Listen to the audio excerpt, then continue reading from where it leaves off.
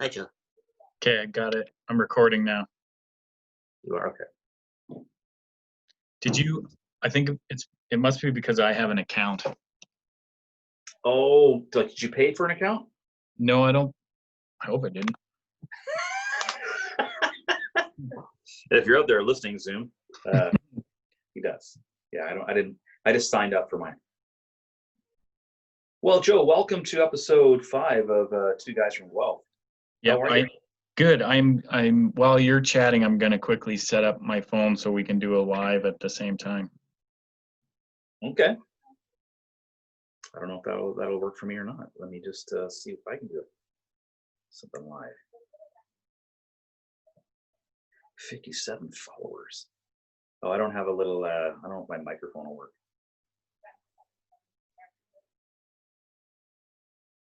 Nah.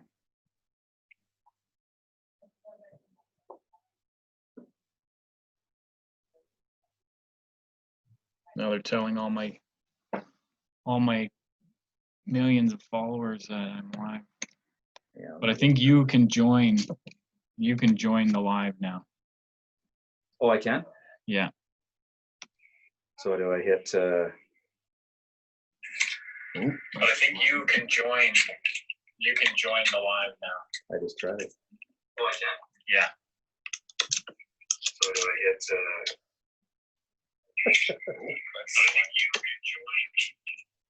We might have a delay though. Yeah, we got to turn off one of our.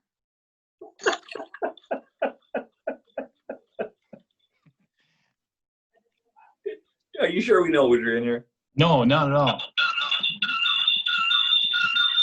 Okay, I'm gonna get out of live. You see what happens. Maybe it just works better for you. Hey, there's Jaden.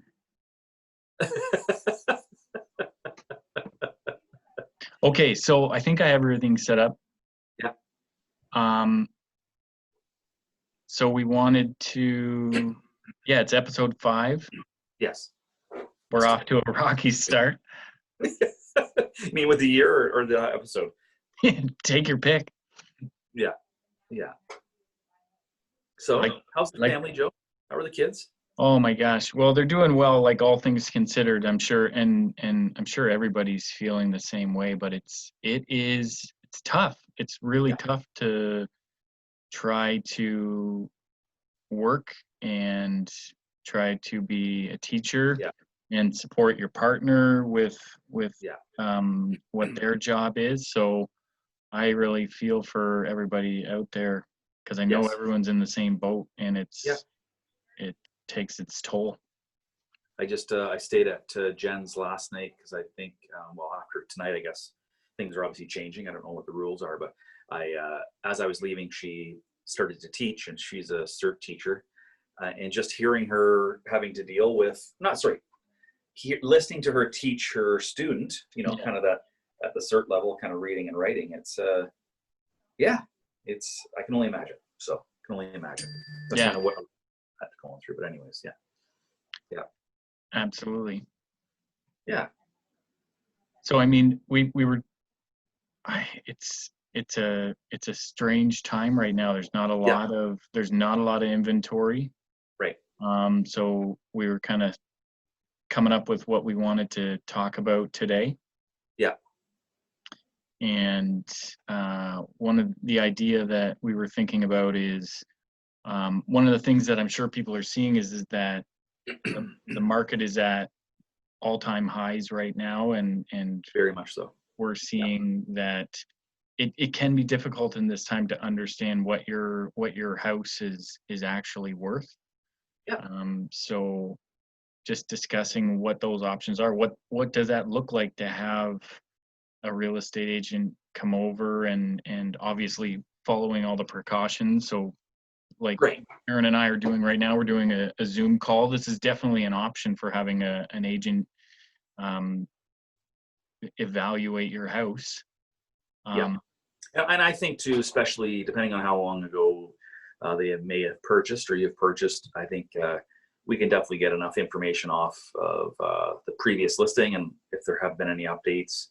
I just think it's a good idea, realistic, not just because the market's crazy, but I think it's just a good idea even once a year to get an idea of what your as equity. I think especially this time or this environment, back like 2015 to 2017, I had a number of buyers stay put and do renos on their houses, right? So I think that's also a good time to know what the equity is in your house if you want to pull a little bit out to to do those renos that you've always wanted to do, rather than doing the renos in order to sell it. I think definitely from our perspective, we always want to help, and our job is to sell homes and buy. But when we're ultimately looking after our client's best interest, and maybe the area that they're currently in is the best area for them, and just stay at home and do the reno. I know that contractors, from what I heard, it's a little bit longer lead time, but I think so. Maybe at one point here would be reach out to anybody, an agent that like, trust,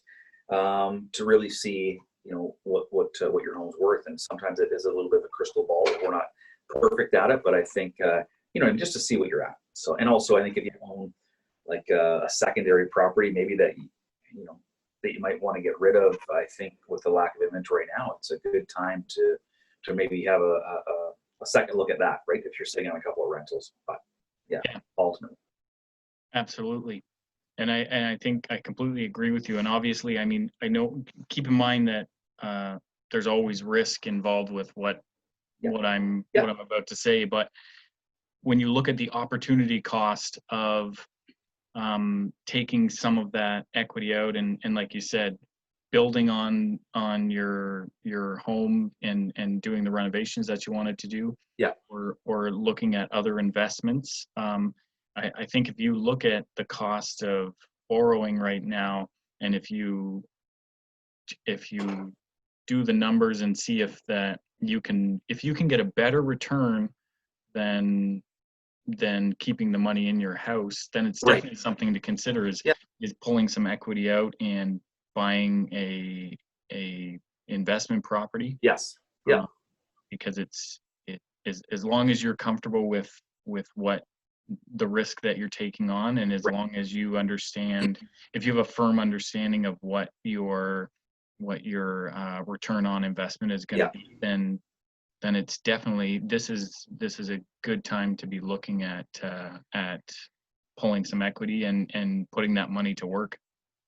Yeah, and you mean that's a very good point. My thought out of the gate was, just, hey, what's your home worth? I know we get bombarded, even we do, with Facebook and Instagram. Hey, what's your house worth? Click, but I think you're right. I think now is the time, especially if you're sitting on that much equity. And, I know you and Kelly have traveled outside of, it's a reoccurring chat that we have. But maybe if whilst not affordable, let's say, there are areas that are still affordable. So I think money work for you, especially, I think my new mortgage coming up, I want to say 1.55 variable. And I've never gone variable ever since I've owned. So I think I'm excited to kind of see what that's all about too. But Well, they've done, I know that they've done studies, and if someone, I see a couple people joining the live there. Hey, Judy. Hey, Chaz. But I know they've done studies in the past that when you look over a long period of time, variable mortgages often, or I think it's like 80% of the time or 70% of the time, variable mortgages end up being less expensive for the consumer. So it's definitely, if you can handle the fact that there might be bumps in the road, it's definitely something to look at. Oh shoot, what was I gonna say? You were saying something there and I popped into my head. It'll come back to me. And then I pushed it out because that's what I normally do. Say, squirrel. Yeah. That dog has a puffy tail.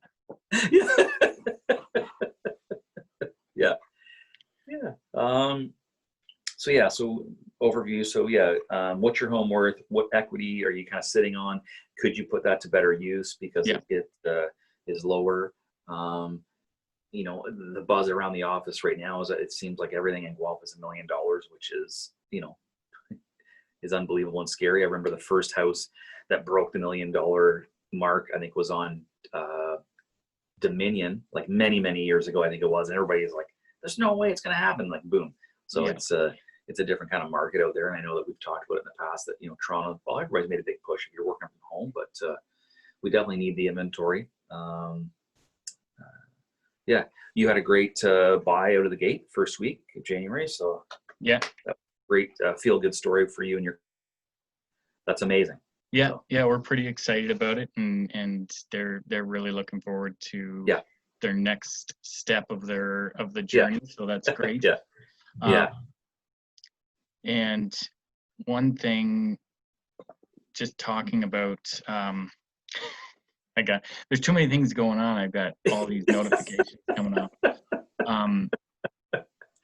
But yeah, I know what I was going to say. Just in terms of like, I know it can be scary. Like I know when you're looking at it from a macro level, the fact that home prices are getting so high, and it seems like I have heard the argument saying like we aren't seeing inflation in other sectors. We're not seeing, like, if you look at the Bank of Canada or even the Federal Reserve, like inflation isn't showing up.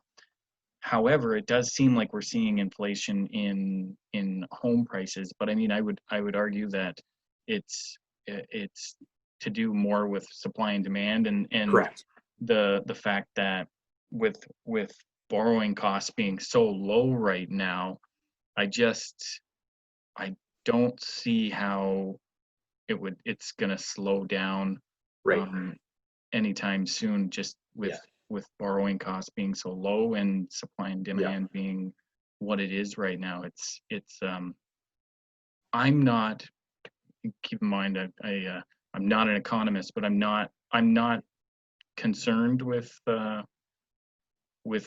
what's happening per se, in terms of like, is this mean that inflation's gonna run amok? Right. I'm not too concerned. Right.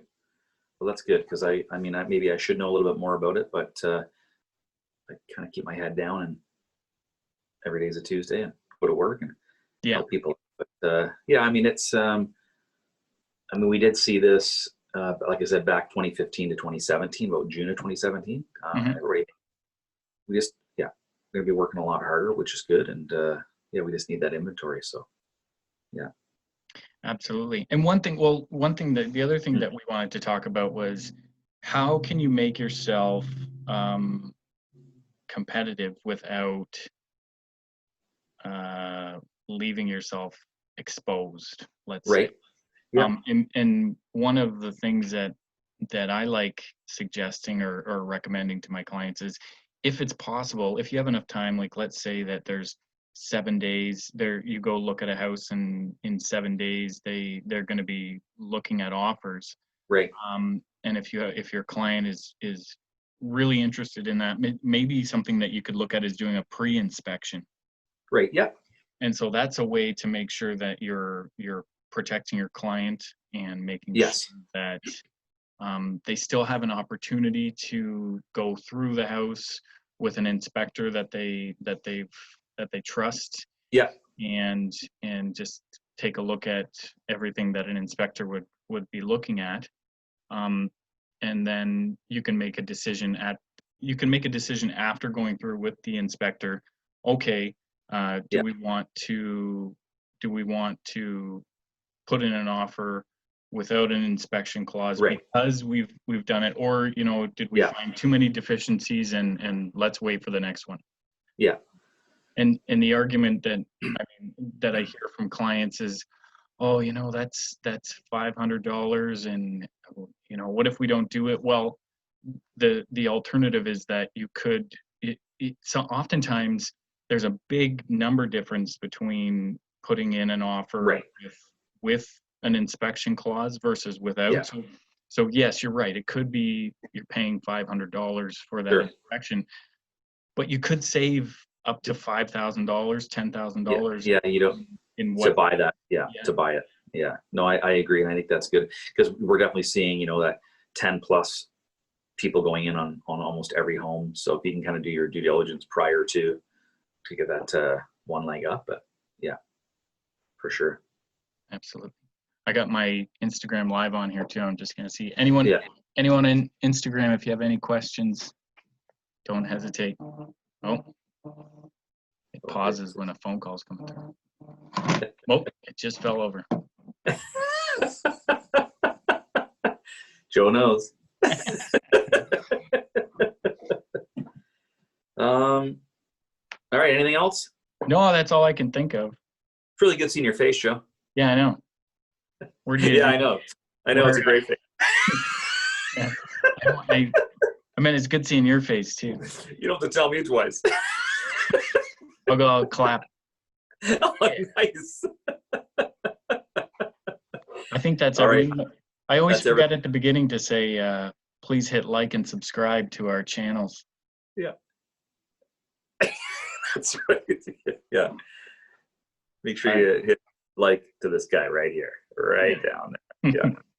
All right. See you, buddy. Safe drive. Chat soon.